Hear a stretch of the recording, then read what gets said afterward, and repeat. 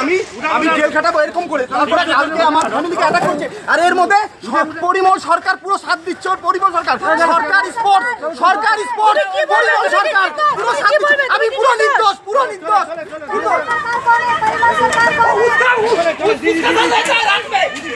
उसे पुलिस यहाँ से कोर्ट में आज पेश करने के लिए ले जा रही है, यही सूत्र है। क्या कहेंगे? আমাকে বাঁচান। দাঁড়া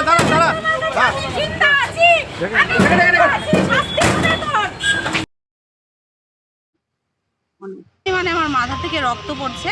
হ্যাঁ, তো তারপরে এর সাথে জড়িত আছে। সেদিন টোটালভাবে ও সাকসেস হয় নাই আমাকে মারার প্রোগ্রামটায়। হ্যাঁ, ও তারপরে বলতেছিল 3 লাখ টাকা দিয়ে লাশ গায়েব, কাকে ফোন করেছে না করে 3 লাখ টাকা দিয়ে লাশ গায়েব করবে, নানা রকম এসব চলার পরে আমি পরে বেহোশ হয়ে যাই। কোনো মতে সকালে ওখান থেকে আমি পালিয়ে চলে আসি। আসার পরে এর সেপ্টেম্বর 11 তারিখ 14 তারিখ মনে হয় সানডে হয়। সানডে 4:20-তে আমাকে একটা সিঙ্গিং বারের মেয়ে ফোন করার পর 4:20-তে ও আমাকে বলে যে চলো দেখা করি, চলো পাহাড়ে ঘুরতে যাই।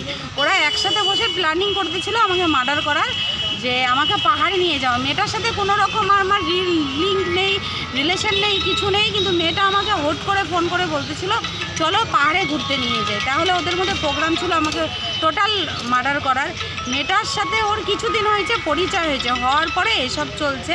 মেয়েটার নাম হচ্ছে সোনালী চক্রবর্তী, নির্মলা চক্রবর্তী, অ্যাঞ্জেল পিয়াতে।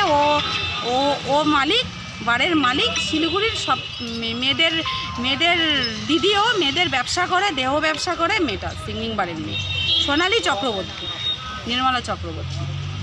তো অভিযোগ দায়ের করেছেন? কি বললাম? অভিযোগ দায়ের করেছেন, এফআইআর করেছেন?